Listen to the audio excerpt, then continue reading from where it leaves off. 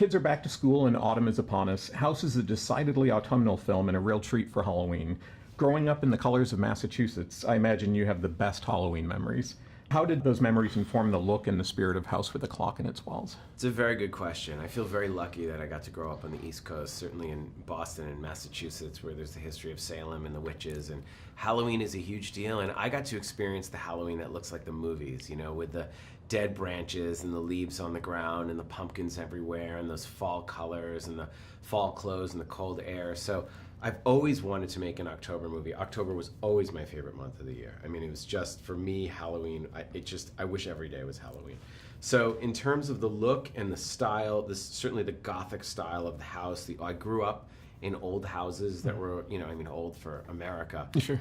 But I remember my friends' houses, these big, empty, cavernous houses. Sometimes they had rooms that was just one piece of furniture, and if you're alone there, you heard all sorts of noises. You know, everyone's house was built around 1890 or 1880 or 1920, and they all creaked and all moved around. So all of those things seep into your childhood.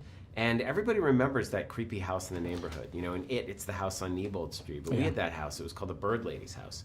And it was all overgrown, and there were rumors there was a dead body there. And, you know, who's in the Bird Lady's house? No one ever saw the Bird Lady. It was some crazy agoraphobic person. Like, imagine all these manicured lawns and this one house that was, like, completely overgrown. Yeah. So I read the script, and it's like, oh, they call this house the slaughterhouse. And it's this whole character, but I really related to it, and I certainly related to being an outsider and being weird and feeling like I didn't fit in and trying to change my personality to be accepted by others until I fully accepted myself and just owned what I loved, and that was it. What comes to mind when you hear an Amblin Entertainment film?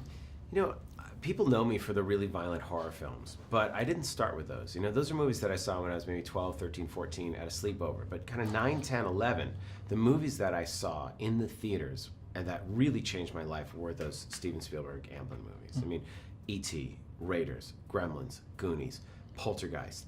These were the movies that were events for us. And the PG scary feels like a lost genre to me. You know, these are the kinds of movies that I always wanted to make.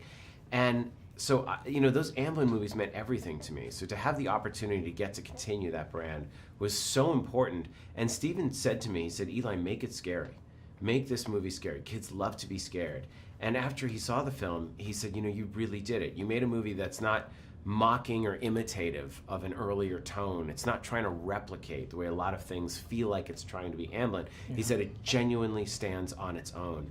And I think part of that is you have to treat the danger as real and treat the kids' problems real. You know, in Gremlins, when those gremlins are in the kitchen, they will kill you. If you don't put them in the blender or the microwave, those things will cut you open with a kitchen knife or bite your face off. They're like wild raccoons.